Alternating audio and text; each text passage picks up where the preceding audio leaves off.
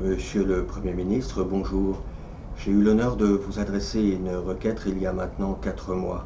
Cette requête reste sans écho de la part de votre cabinet que j'ai relancé il y a maintenant 1 mois et demi, mais à nouveau, ce n'est que le silence.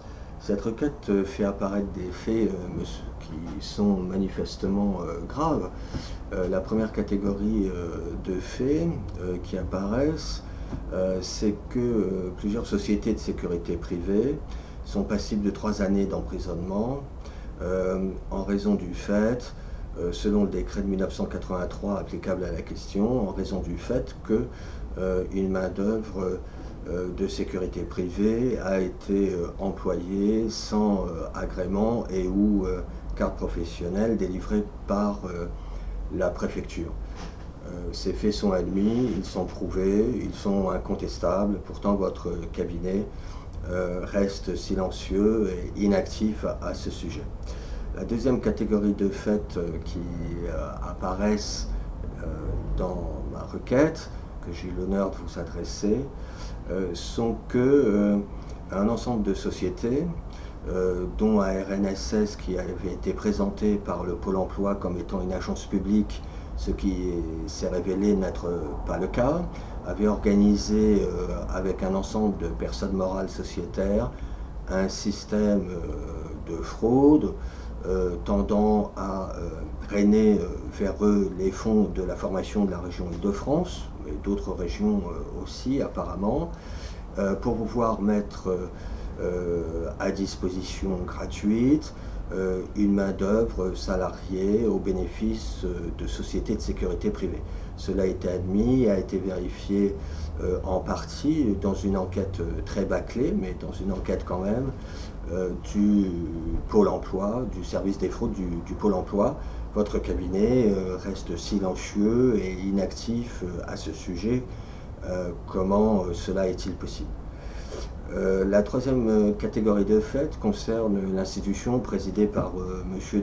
Dominique Baudis, celle du médiateur de la République, devenu le défenseur des droits, avec des pouvoirs très élargis. Il est apparu que Dominique Baudis a en réalité enterré la requête après qu'elle ait été jugée recevable par son institution, a enterré cette requête le temps du mandat de Nicolas Sarkozy, puisque tous ces faits sont apparus sous le mandat du leader de l'extrême droite UMP. Et M. Baudis a fait en sorte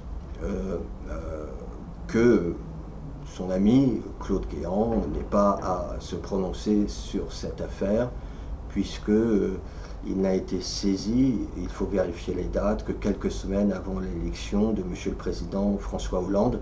C'était très pratique pour lui. Comment se fait-il que votre cabinet, par son silence, revienne à approuver cette attitude de dévoiement par Dominique Baudis, de l'institution qu'il préside et qui est une institution de défense des plus modestes, de gens en difficulté. Cela me choque considérablement. Enfin, il a été demandé dans cette requête, puisque j'en subis les conséquences de ces fraudes, qu'il soit apporté réparation. C'est le mot réparation qui avait été utilisé pour laisser les portes ouvertes et n'exiger rien d'autre que ce qui était possible selon l'imagination de vos collaborateurs. Pourtant, il n'y a pas de réponse. Au total de cela, la préfecture refuse de me délivrer toujours mon deuxième agrément. Il m'en fallait deux et visiblement il refuse de comprendre que le premier agrément est un agrément nécessaire mais non suffisant, et qu'il fallait les 2 agréments pour que je puisse retravailler. C'est le seul type de travail à 58 ans que je trouve. Je me retrouve donc depuis maintenant plusieurs années avec les minima sociaux. Je lutte depuis plusieurs années pour obtenir justice, et maintenant je suis au bout du bout. Je n'ai plus rien à perdre, puisque, outre mes difficultés, l'interdiction de fait et de droit que me fait la préfecture par son refus de carte professionnelle de travailler, je me retrouve, en plus de tout le reste, huissier, saisi, les conséquences sur une vie privée ou familiale. Je me retrouve avec un courrier de Paris Habitat m'assurant de mon expulsion par les voies, selon l'expression du courrier, judiciaire. Cela me choque terriblement. Je me demande à quoi ça sert de voter socialiste quand des membres de votre cabinet, j'insiste, des membres de votre cabinet, donc certaines personnes, pas toutes, et certainement pas vous, Monsieur le Premier ministre, quand certaines personnes adoptent concrètement dans leur comportement et par leur silence les mêmes mœurs, les mêmes réflexes politiques que l'extrême droite sarkozienne.